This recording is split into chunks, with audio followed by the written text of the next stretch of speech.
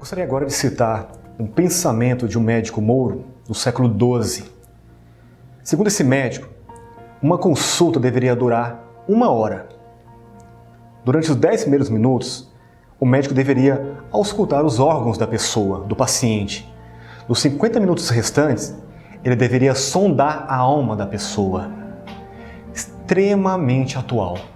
Hoje em dia é muito comum, especialmente no Ocidente, nós temos um tratamento médico muito focado em remediar sintomas.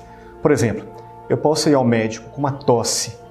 Ele pode recomendar um remédio para que eu pare de tossir, mas não necessariamente descobrir a causa daquela tosse. Eu posso chegar reclamando uma constante dor de cabeça. Recebo um remédio para dor de cabeça, mas não necessariamente descobrimos o que vem gerando essa dor de cabeça. Essa crítica que nós fazemos diz respeito a como abordamos as situações de conflitos. Para nós, não basta essa visão limitada e até certo ponto um pouco inocente de buscar simplesmente soluções para conflitos. Para nós é importante estabelecer um diagnóstico sobre o que gerou o conflito, para que a gente possa ir na raiz da questão e impedir que ele volte de outra forma. Constantemente a gente percebe isso. Quando as pessoas se deparam com um conflito e buscam uma solução muito imediata e não vão na origem, mais cedo ou mais tarde, essa origem vai gerar um ou mais, vários outros conflitos. Nosso objetivo é atuar no ponto central, ponto originário da questão. Gostaria de trazer mais um elemento.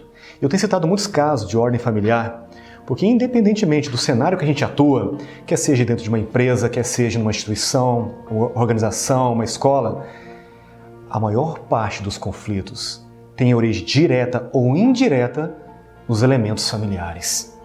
E esse caso diz respeito ao seguinte. Anos atrás, eu fui procurado por uma mulher que queria entrar com uma ação de pensão alimentícia com o genitor, sobre o genitor da filha dela.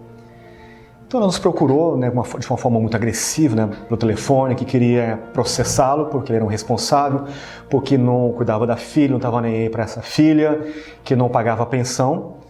Nós estranhamos um pouco esse cenário todo porque não era uma área que a gente atuava. Mas a gente aceitou marcar um horário. Eu falei, olha, veja um horário que fica bom para você, que você tem filha pequena, veja como fica melhor um dia e um horário. Ela falou, não, para mim é muito tranquilo, porque a minha filha fica de forma muito tranquila com a minha mãe. Bom, tudo bem, então vê tal dia, tal horário, ela concordou. E naquele horário, ela chegou com a filha, bem pequena, muito nova ainda, poucos meses. E eu perguntei, olha, sua mãe não pôde ficar com a filha, o que houve? Ela, não, eu quis trazê-la. Sentou, fomos conversar. Falei, me fala um pouco mais sobre o seu cenário. O que está acontecendo? O que a sua filha está precisando? Ah, não, minha filha está bem, a gente tem condições de manter ela bem, tudo. Não, ok. Qual que é a despesa dela mensal? Ela gaguejou um pouco, falou, não sei não, mas é muito tranquilo. Então eu comecei a perceber que o elemento inicial que ela havia reclamado, que era o auxílio financeiro para cuidar da filha, então quer dizer, possivelmente o elemento financeiro não era o problema. Eu fui conversando com ela, falei, mas ele nunca ajudou com nada? Ela falou assim, não, assim, ajuda, mas esse último mês ele atrasou, não pagou ainda. Eu falei, e os outros? Não, os outros ajudou, tal, inclusive na gestação, ele pagou o médico e tudo. Eu falei, mas vocês viviam juntos? Como é que era isso? E ela foi contar a história. Eles não chegaram nem a ter um relacionamento realmente estruturado, era algo muito informal, quando ela engravidou. Eu fui conversando, então, o que eu comecei a perceber naquele cenário? Uma possível expectativa dela também, de que com a filha ela pudesse ter mais a atenção daquela pessoa. E nós fomos conversando, e eu pedi licença para ela e fiz a seguinte pergunta. Eu disse, olha, eu fui criado num cenário com muitas mulheres, minha mãe, minha madrinha, minhas irmãs, e eu conheço um pouco desse cenário para aprender a respeitar muito. Me desculpe pela pergunta, mas você ainda gosta dele? Você tem a intenção de um dia ter um relacionamento realmente sério com ele? E ela começou a querer chorar. Então, por trás daquela ideia de entrar com uma ação, na verdade, existe uma pessoa querendo atenção.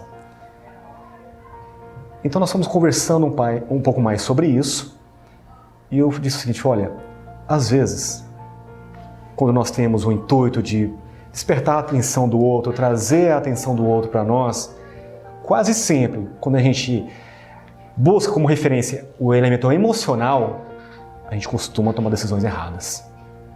Você está querendo a atenção dele da pior forma possível. E conversamos, e ela começou a rever esses atos, e não foi dado início a essa ação. Por que eu trouxe esse exemplo? Eu gostaria de apresentar agora o cenário que nós chamamos de cenário de crise. Não estou aqui falando de crise enquanto elemento econômico ou crise enquanto elemento médico, mas um cenário de transformação, um cenário de elementos pontuais, um cenário que nos tira da nossa zona de conforto. Dentro desse cenário que nós analisamos, nós percebemos 3 níveis: problema, conflito e confronto. O que quer dizer cada um deles? Eu posso ter um problema pessoal. Eu posso ser uma pessoa que passou por uma experiência negativa que me leva a ser perfeccionista. Esse é um problema meu. As minhas coisas eu preciso que elas sejam perfeitas. A partir do momento que esse meu problema pessoal extrapola para uma relação interpessoal, eu posso começar a gerar conflito com as pessoas. Eu posso estar em um relacionamento com uma pessoa que, ao contrário de mim, ao meu oposto, pode ser mais desleixado, mais descuidado, uma escolha dela. E eu posso começar a gerar elementos de conflitos. E eu entro em conflito com essa pessoa. Quando eu tenho um conflito com uma pessoa e começa a aparecer possíveis soluções e eu começo a descartar todas elas, possivelmente eu estou no 3º nível, confronto. Porque, por algum motivo, eu quero continuar em conexão com aquela pessoa. Ou implicando, ou querendo a atenção dela, querendo destruí-la, eu estou no 3º nível, confronto. E, em muitos casos, a competição. Por que isso é importante?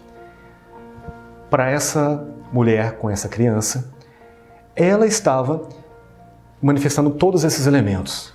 Ela estava no elemento de confronto com o genitor, né, da filha dela, porque por mais que a gente oferecesse uma solução ou outra, ela queria a atenção dele.